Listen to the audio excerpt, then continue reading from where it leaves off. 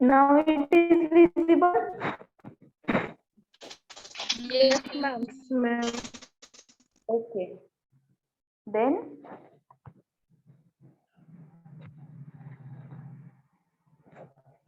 we will start. The first national formulary of a US was published in 1888 by uh, American Pharmaceutical Association. American pharmaceutical असोसिएशननी काय केलं तर NF म्हणजे काय तर नॅशनल फॉर्म्युलरी पब्लिश केली US मध्ये. Then USP and NF was combined as a single book of a drug standard as a USP NF. इथे त्यांनी ते सांगितलंय USP आणि NF हे काय केलं त्यांनी बुक कंबाईन केलं आणि ते कसं पब्लिश केलं तर सिंगल बुक मध्ये पब्लिश केलं. त्याच्यामध्ये काय होते तर drug standards as a USP NF त्याला नाव काय दिलं त्यांनी तर USP आणि NF. हे समजलं? Yes, ma'am. Yes, ma'am. Yes, ma'am. Then USP NF represent 25th revision of USP आणि 20th revision of NF official on 2002. म्हणजे 2002 मध्ये USP NF represent 25th revision म्हणजे 25th revision of USP आणि 20th revision of NF he publish झाली. Then from them म्हणजे त्याच्यानंतर USP NF was published annually. त्याच्यानंतर त्यांनी काय केलं 2002 नंतर जे काही USP NF चे जे काही पब्लिकेशन होते तर ते काय केले त्यांनी अॅन्युअली म्हणजे काय इयर बाय इयर ते पब्लिश करत राहिले. Then NF covered over 3,800 monographs for excipients and dietary supplement. Dietary supplement म्हणजे काय तर डाएट सोबत आपण जे काही सप्लिमेंट घेतो आयर्न कॅल्शियम जे काही आपण सप्लिमेंट एक्स्ट्रा घेतो तर त्याची एक्सिपियन्सची इन्फॉर्मेशन NF मध्ये होती. समजलं? NF मध्ये काय आहे? तर 1888 मध्ये बाय अमेरिकन फार्मास्युटिकल असोसिएशन आणि ते काय झालं तर ते परत कंबाईन झालं. आधी सेपरेट बुक होते NF आणि USP. त्यानंतर त्यांनी कंबाईन करायचं ठरवलं. मग त्याला नाव काय दिलं त्यांनी तर USP NF.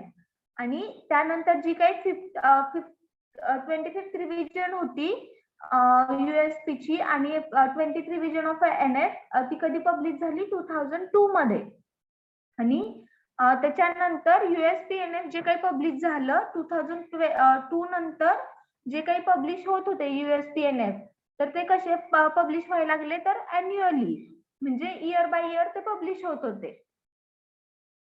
NF covers over 3,800 monographs for excipients. Excipients म्हणजे काय तर ingredients and dietary supplement. Dietary supplement म्हणजे काय? Dietary supplement म्हणजे कॅल्शियम मॅग्नेशियम जे काही आपण एक्स्ट्रा घेतो आपल्या बॉडीला गरज असते म्हणून तर ते म्हणजे डायटरी सप्लिमेंट्स. तर त्याची पण इन्फॉर्मेशन त्याच्यामध्ये कव्हर झाली NF मध्ये. NF म्हणजे काय तर नॅशनल फॉर्म्युलरी.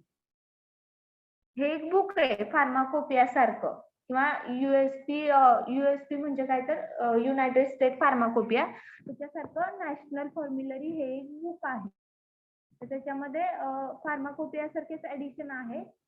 ते त्यांनी मोनोग्राफ्स वगैरे दिले त्यांनी आणि डायटरी सप्लिमेंट्स असतात म्हणून सांगितलं NF मध्ये. Then the formulation includes in the NFI. NFI म्हणजे काय? National Formulary of India and the ingredients there should conform to the standards laid out in the current edition of the IP.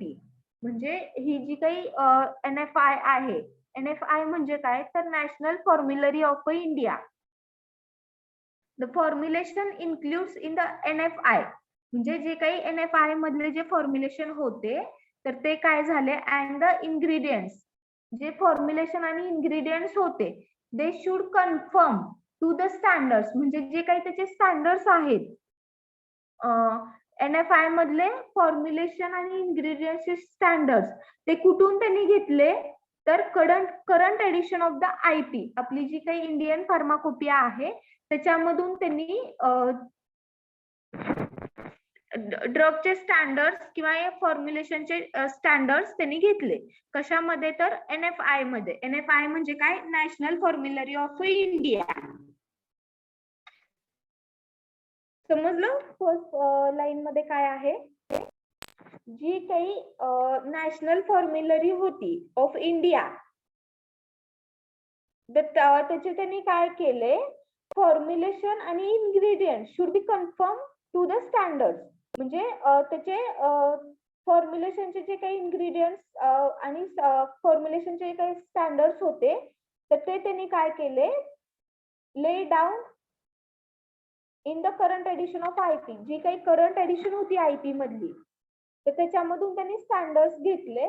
कशामध्ये त्यांनी घेतले तर NFI मध्ये, national formulary of India. समजलं? National formulary of India हे एक separate book आहे आणि IP इंडियन फार्माकोपिया हे एक सेपरेट बुक आहे. ही नॅशनल फॉर्म्युलरी त्यांनी परत ऍड केली. तर मग त्याच्यामध्ये जे काही फॉर्म्युलेशन होते NFI मध्ये, नॅशनल फॉर्म्युलरी ऑफ इंडिया, त्याच्यामध्ये जे काही फॉर्म्युलेशन होते आणि इन्ग्रेडियंट्स होते त्याचे स्टँडर्ड्स त्यांनी कुठून घेतले तर जी काही आपली करंट एडिशन होती त्यावेळेस जेव्हा त्यांनी NFI काढलं त्यावेळेस जी काही आपली इंडियन फार्माकोपिया होती त्याच्यामध्ये जे काही स्टँडर्ड्स होते ड्रगचे स्टँडर्ड्स त्यांनी ठरवून ठेवले होते तर ते स्टँडर्ड्स त्यांनी आहे तसे घेतले NFI मध्ये. NFI म्हणजे काय, नॅशनल फॉर्म्युलरी ऑफ इंडिया. समजलं? Yes, ma'am. Yes, ma'am. Then if no standards are specified in a current edition but specified in a immediately preceding edition of the IP, then these standards would apply. आता यांनी याच्यामध्ये काय सांगितलेलं आहे, if no standards are specified in current edition, तर काही standards असतात तर ते स्पेसिफाईड केलेले नसतात करंट एडिशन मध्ये, मग बट दे आर स्पेसिफाईड, मग पण ते काय असतात, ते दुसरी जी इमिजिएट प्रोसिडिंग एडिशन आहे IP ची त्याच्यामध्ये जर ते स्टँडर्ड्स त्यांनी टाकले असतील तर ते स्टँडर्ड्स त्यांनी अप्लाय केलेत पुढं, हे त्यांनी सांगितलेलं आहे फक्त.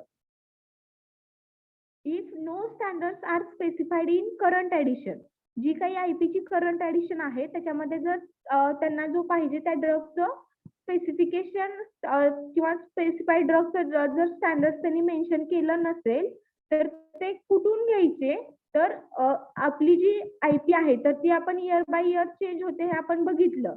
IP ची एडिशन किती आहेत, कधी पब्लिश झाली, त्याचे सप्लिमेंट्स आपण ऍड केले.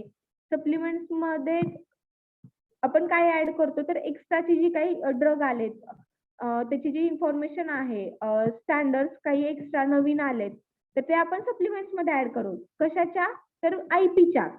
मग इथं त्यांनी काय सांगितलंय, if no standards are specified in the current edition, तर जी काही त्यांची करंट एडिशन आहे NF मध्ये त्यांनी ऍड करायचे आहेत ते, तर एखाद्या ड्रगचं स्पेसिफिक स्टँडर्ड त्या ड्रग करंट एडिशन मध्ये नसेल तर ते काय करायचं, त्याच्यानंतर जी काही इमिजिएट प्रोसेसिंग एडिशन आहे म्हणजे काय तर त्याच्यानंतर जी काही पब्लिश होणारी एडिशन आहे त्याच्यामधले ड्रग किंवा स्टँडर्ड्स त्यांनी अप्लाय करायचे. समजलं?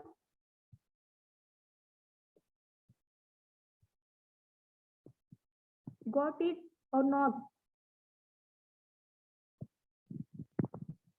Yes, ma'am.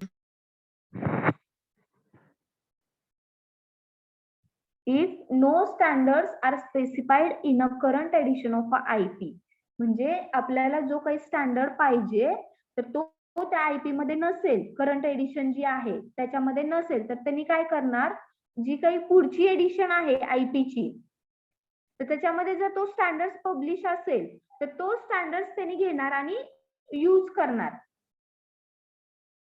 समजलं आता तरी? Yes, ma'am. Okay. Yes, ma'am. बाकी Yes, समजले? Yes, ma'am. Okay. Then provision of a D&C Act 1940 and the rules 1945 made their under including those relating the labels and condition of a storage should also be observed. म्हणजे जी काही provision आहे drug and C&D act म्हणजे काय, drug and cosmetic act. Drug and cosmetic act म्हणजे जे काही drug आणि cosmetics होते आपल्या इंडियामध्ये येणारे त्याच्यावर स्टँडर्ड, त्याचा स्टँडर्ड मेंटेन राहण्यासाठी हा ऍक्ट त्यांनी चालू केला. तुम्हाला येईल पुढे फार्मास्युटिकल ज्युरिस्प्रुडन्स म्हणून एक सब्जेक्ट आहे, त्याच्यामध्ये येईल तुम्हाला ड्रग अँड कॉस्मेटिक ऍक्ट का तयार झाला, कशासाठी तयार झाला, त्याचे ऍडव्हान्टेज काय होते, तर ते सगळं येईल. पण आता तुम्ही फक्त लक्षात ठेवा की drug and cosmetic act 1940, drug and cosmetic act 1914 मध्ये आला आणि त्याचे रूल्स जे आहेत तर ते 1945 मध्ये आले. Made there under including those relating the labelling, म्हणजे त्याच्यामध्ये काय केलं त्यांनी, तर जे काही लेबलिंग कंडिशन आहेत, labels and condition of a storage, जी काही स्टोरेज कंडिशन आहे त्या टेम्परेचरला ते ड्रग स्टोअर केले पाहिजेत, किंवा लेबलिंग म्हणजे त्याचं लेबल कसं असलं पाहिजे, तर त्याचे जे काही रिक्वायरमेंट्स होते ते त्यांनी त्याच्यामध्ये ऍड केले. शुड ऑल्सो बी ऑब्झर्व, म्हणजे जी काही provision of a drug and D&C act, D&C act म्हणजे काय, तर ड्रग अँड कॉस्मेटिक ऍक्ट 1940 मध्ये ड्रग अँड कॉस्मेटिक ऍक्ट आला आणि त्याचे रूल्स कधी आले तर 1945 मध्ये. त्याच्यामध्ये काय इन्क्लूड आहे, रिलेटिंग टू द लेबलिंग, म्हणजे जे काही लेबल असतं ड्रगचं किंवा ड्रग सबस्टन्सचं लेबलिंग आहे आणि त्याची स्टोरेज कंडिशन, ड्रग कोणत्या टेम्परेचरला स्टोअर करायचं, तर ते त्यांनी त्याच्यामध्ये मेन्शन केलं ड्रग अँड कॉस्मेटिक ऍक्ट मध्ये. In respect of a drug for which no standards have been laid down in IP, this would have to confirm the standards laid down in a official pharmacopoeia of an other country wherein they are included. तर इथे त्यांनी काय सांगितलेलं आहे next paragraph मध्ये, in respect to drug for which no standards have been laid down in IP. ह्यामध्ये काय येतात, असे ड्रग त्याचे स्टँडर्ड आयपी मध्ये लिहिलेले नाहीयेत, पण ते कुठे आहेत, तर these would have to conform to the standards laid down in an official pharmacopoeia of another country wherein they are included. आता आपण फॉर एक्झाम्पल घेऊयात, एखाद्या ड्रग सबस्टन्सचं त्याचे स्टँडर्ड्स जे आहे तर ते आपल्या आयपी मध्ये नाहीये, नोट डाऊन केलेलं नाहीये, तर आपण काय करणार, आपण जी काही ऑफिशियल फार्माकोपिया आहे of any another country, official pharmacopoeia of any another country, तर त्याच्यामधून आपण ते स्टँडर्ड्स घ्यायचे आणि ते आपले इम्प्लिमेंट करायचे. आता फॉर एक्झाम्पल मी तुम्हाला सांगते, एखादा ड्रग असेल तर ABC हा ड्रग आहे, तर त्या ड्रगची इन्फॉर्मेशन आपल्या आयपी मध्ये नाहीये, मग ते आपण कुठून घेणार, तर त्यांनी काय सांगितलंय, official pharmacopoeia of another country. Official pharmacopoeia म्हणजे काय, तर आता आपल्याला एखाद्या ड्रगची इन्फॉर्मेशन आयपी मध्ये नाहीये, आपल्याला एबीसी ह्या ड्रगची इन्फॉर्मेशन पाहिजे आणि ती आयपी मध्ये नाहीये, तर आपण कुठून घेणार ती इन्फॉर्मेशन, तर official pharmacopoeia of another country. म्हणजे काय, तर जे काही बीपी आहे, युएसपी आहे किंवा हे जे एनएफ आहे, ह्याच्यामध्ये जर आपल्या एखाद्या ड्रगची इन्फॉर्मेशन असेल, त्याच्यामध्ये जर त्याचे आपले स्टँडर्ड्स असतील त्या ड्रगचे, तर आपण काय करणार, आपल्याला स्टडीसाठी जर तो ड्रग लागणार आहे, आपल्या आयपी मध्ये नाही म्हणल्यावर आपण तो ड्रग स्टडी करायचं सोडून देणार आहे का, तर नाही. आपण काय करणार, तर जी काही ऑफिशियल फार्माकोपिया आहे दुसऱ्या कंट्रीची, म्हणजे कोणती, तर बीपी आहे. बीपी म्हणजे काय, British Pharmacopoeia. NF National Formulary किंवा युएसपी आहे, European United State Pharmacopoeia. Then European Pharmacopoeia. हे जे काही अदर कंट्रीचे जे काही फार्माकोपिया आहेत, त्याच्यामधून आपण ती ड्रगचा स्टँडर्ड घ्यायचा आणि आपला स्टडी स्टार्ट ठेवायचा, म्हणजे आपला स्टडी चालू करायचा. समजलं आता ह्या पॅरेग्राफ मध्ये काय दिलंय,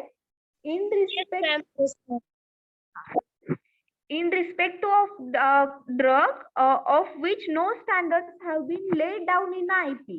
म्हणजे एखाद्या ड्रगचा स्टँडर्ड आपल्या आयपी मध्ये नसेल, तर आपण काय करणार, this would have to confirm the standard. म्हणजे त्या ड्रगचा स्टँडर्ड आपण कुठून कन्फर्म करणार, किंवा त्या ड्रगचा स्टँडर्ड हा आहे हे आपल्याला कुठून कळणार, तर आपण काय बघणार आहोत, in the official pharmacopoeia of another country. म्हणजे काय, तर दुसऱ्या कंट्रीचा जो काही ऑफिशियल फार्माकोपिया आहे तो आपण बघणार आणि आपला स्टडी स्टार्ट ठेवणार. समजलं? Yes, Yes. ma'am. Yes, ma'am. Then extra Pharmacopoeia. हा जो काही एक्स्ट्रा फार्माकोपिया आहे त्याच्यामध्ये काय काय आहे ते आपण बघूयात. त्याला काय एक्स्ट्रा फार्माकोपियाला अजून एक नाव आहे, तर त्याला काय म्हणतात तर मार्टिनडेल. मार्टिनडेल हे कोण आहेत, तर सायंटिस्ट आहेत. त्यांनी एक्स्ट्रा फार्माकोपिया पब्लिश केला. तर त्याचं नाव काय आहे, तर मार्टिनडेल. त्यांच्या सायंटिस्ट वरूनच त्यांनी नाव दिलेलं आहे. मार्टिनडेल म्हणजे Extra Pharmacopoeia. This is an authoritative reference book on drugs and medicines in a current use throughout the world. Authoritative म्हणजे काय, authentic म्हणजे अधिकृत, म्हणजे able to be trusted or being accurate. म्हणजे जी काही आपण फार्माकोपिया म्हणतो ते काय आहे, तर रेफरन्स बुक आहे. म्हणजे ते जर आपण बघितलं तर दुसरं काहीच बघायची आपल्याला गरज नाही. मग ऑथोरेंटिव्ह म्हणजे काय, तर अधिकृत किंवा त्यातली जी इन्फॉर्मेशन आहे ती ट्रस्टेबल आहे किंवा ॲक्युरेट आहे. दिस इज अन ऑथोरेंटिव्ह रेफरन्स बुक. म्हणजे हे बुक हे ट्रस्टेड आहे किंवा त्याच्यामध्ये जे काही इन्फॉर्मेशन आहे तर ती ॲक्युरेट आहे. Reference book on drug and medicines in the current use through out the world. म्हणजे जे काही आता करंट यूज मध्ये जे काही मेडिसिन्स आणि ड्रग आहेत तर त्याच्यासाठीची जी ऑथेंटिक बुक आहे, रेफरन्स बुक आहे, तर ती कोणती, तर एक्स्ट्रा फार्माकोपिया म्हणजे Martindale Pharmacopoeia. Martindale. Then it was first produced by William Martindale in 1883 and is still known as a Martindale by many of its users. म्हणजे विलियम्स मार्टिनडेल यांनी first publish केली 1883 मध्ये आणि स्टील म्हणजे काय, तर आतापर्यंत steel non as a Martindale by the many of their users. म्हणजे जे मार्टिनडेल्स बुक वापरतात तर त्यांच्याकडून त्यांना नाव असं दिलेलं आहे की ते एक्स्ट्रा फार्माकोपिया म्हणजे काय, तर मार्टिनडेल. जे काही विलियम मार्टिनडेल होते त्यांनी पब्लिश केली म्हणून.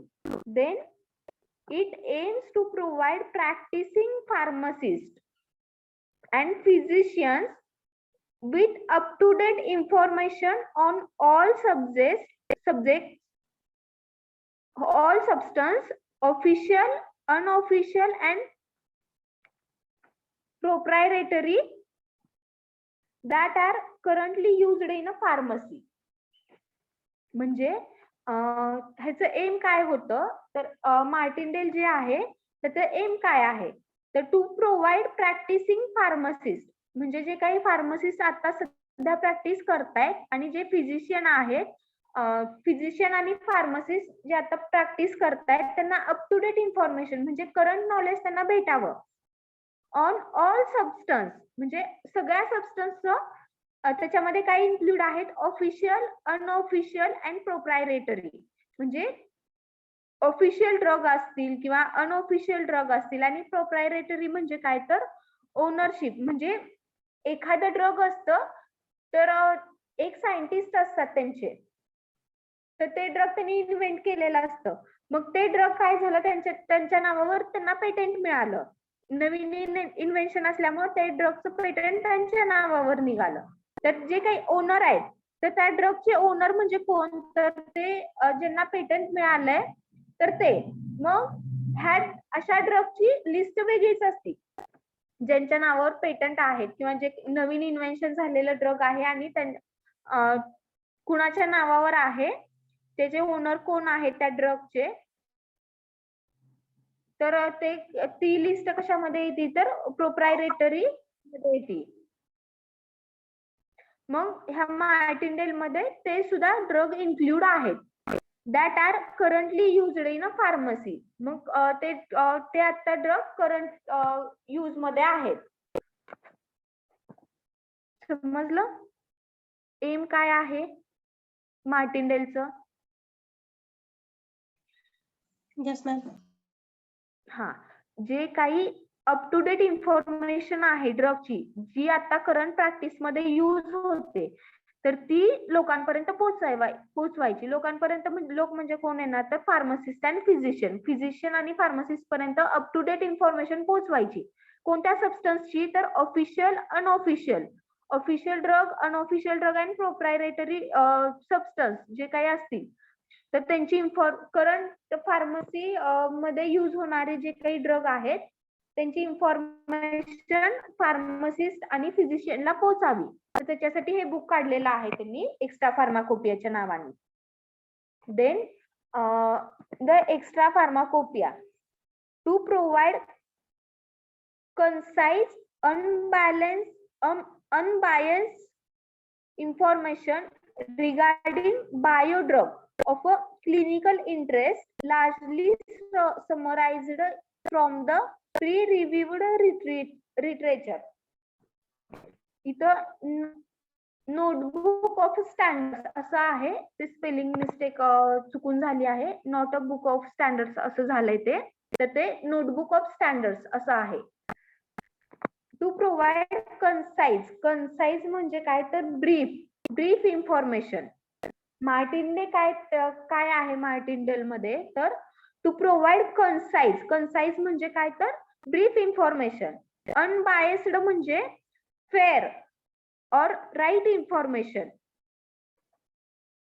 रिगार्डिंग बायोड्रग्स म्हणजे काय तर substance that is made from the living organism और इट्स प्रोडक्ट बायोड्रग म्हणजे काय जे सबस्टन्स आहे ते कुठून तयार झाले तर किंवा मेड फ्रॉम लिव्हिंग ऑर्गॅनिझम और इट्स प्रोडक्ट लिव्हिंग ऑर्गॅनिझम और इट्स प्रोडक्ट म्हणजे लिव्हिंग ऑर्गॅनिझम पासून जे काही ड्रग्स तयार झाले त्याला काय म्हणायचं तर बायोड्रग ऑफ अ क्लिनिकल इंटरेस्ट म्हणजे काय तर क्लिनिक्स मध्ये टू प्रोव्हाइड कन्साइज म्हणजे ब्रीफ इन्फॉर्मेशन अनबायस्ड इन्फॉर्मेशन म्हणजे काय तर फेअर इन्फॉर्मेशन राईट इन्फॉर्मेशन म्हणजे काय तर निपक्षपाती म्हणजे राईट इन्फॉर्मेशन असती रिगार्डिंग बायोड्रग म्हणजे काय तर असे सबस्टन्स ते कुठून तयार झाले तर लिव्हिंग ऑर्गॅनिझम पासून आणि त्यांच्या प्रोडक्ट्स पासून of a clinical interest then largely summarized from the pre reviewed literature. Pre reviewed literature म्हणजे काय, तर जे काही रिसर्च आर्टिकल्स असतील, रिसर्च पेपर्स असतील, त्याच्यामध्ये त्यांनी समराईज केले. समराईज म्हणजे काय, तर त्यांनी एकत्र आणले. देन त्याला काय म्हणायचं, त्याला असं नाव दिले की तर नोटबुक ऑफ स्टँडर्ड. समजलं मार्टिनडेल मध्ये काय आहे. तर त्याच्यामध्ये इन्फॉर्मेशन काय प्रोव्हाइड केली आहे, कन्साइज म्हणजे काय, तर ब्रीफ. ब्रीफ म्हणजे काय, ब्रीफ इन्फॉर्मेशन आहे त्याच्यामध्ये. देन बायस म्हणजे काय, तर फेअर इन्फॉर्मेशन आहे, निपक्षपाती त्यांनी इन्फॉर्मेशन दिलेली आहे. रिगार्डिंग बायोड्रग म्हणजे काय, तर जे लिव्हिंग ऑर्गॅनिझम पासून तयार झालेले ड्रग आहेत, तर त्यांना बायोड्रग म्हणायचं. Of a clinical interest. And then largely summarised from the peer reviewed literature. Summarised म्हणजे काय, एकत्रित करणे. कशामधून, तर प्री रिव्ह्यूड लिटरेचर. जे काही रिसर्च आर्टिकल आहेत, रिसर्च पेपर्स असतील, तुम्ही शब्द तरी ऐकलेत का, research paper, research article. Yes, ma'am. हा, तर त्याच्यामध्ये त्यांनी जे समराईज केलेले आहे, तर ते काय आहे, तर स्टँडर्ड बुक आहे. नोटबुक त्याची काय आहे, तर स्टँडर्ड आहे. Then first edition published by William Martindale in 1883. The 13 edition in 1993. म्हणजे फर्स्ट एडिशन जी आहे, तर ती 1883 मध्ये त्यांनी पब्लिश केली विलियम मार्टिनडेलनी. आणि 13 एडिशन आहे, तर ती कधी पब्लिश झाली, तर 1993 मध्ये पब्लिश झाली. Then Martindale contain information about around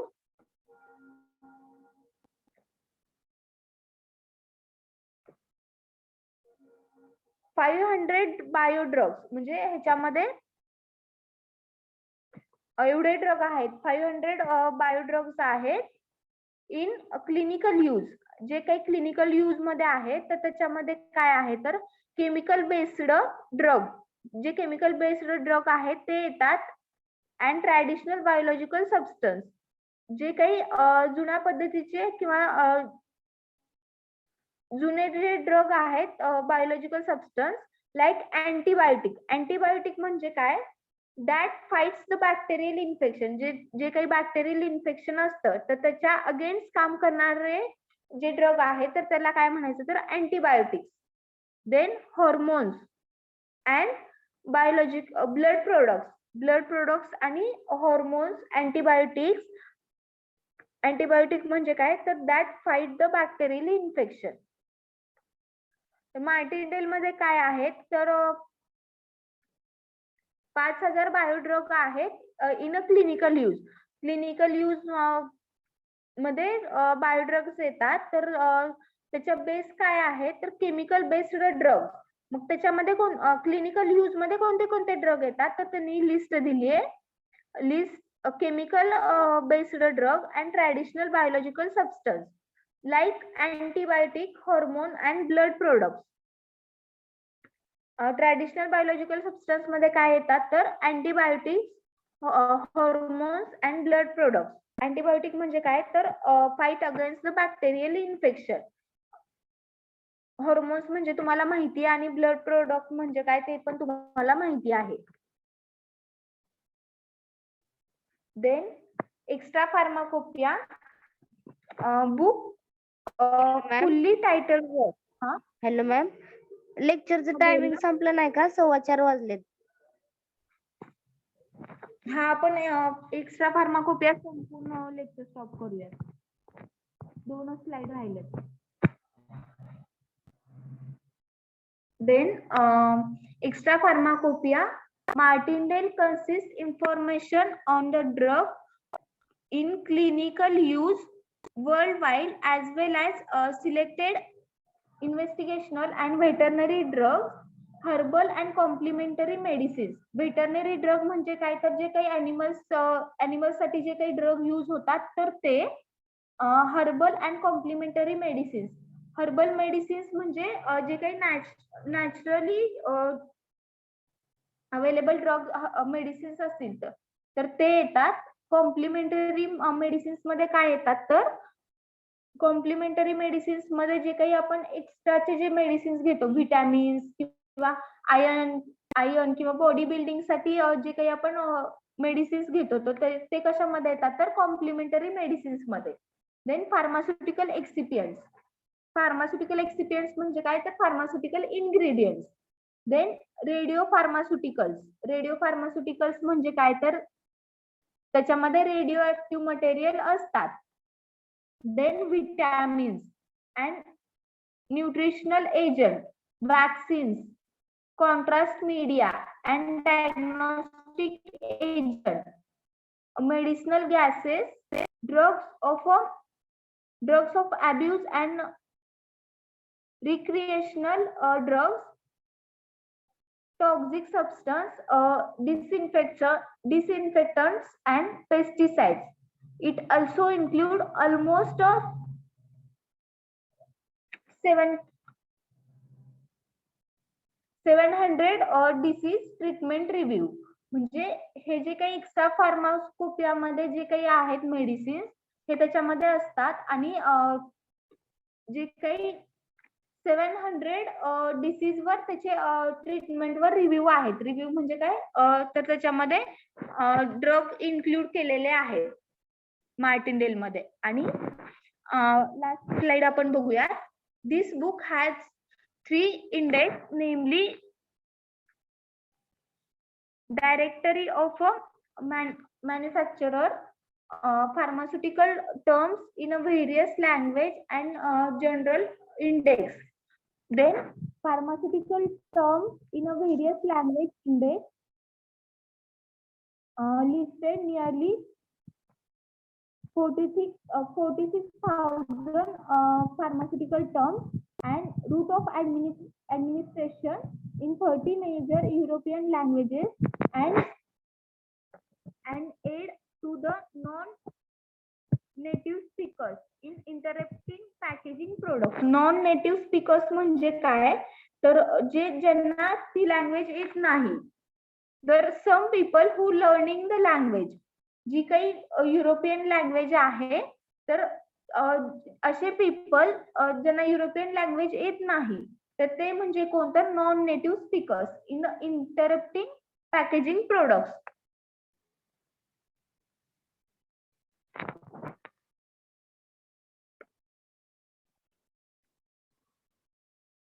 जी काही पॅकेजिंग मटेरियल आहे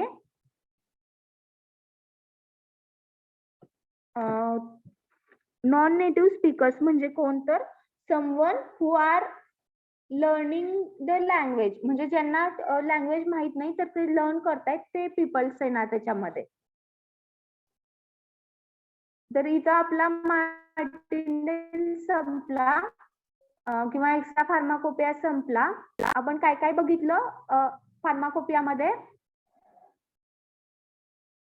तर Indian pharmacopoeia, British pharmacopoeia, Indian pharmacopoeia, British pharmacopoeia,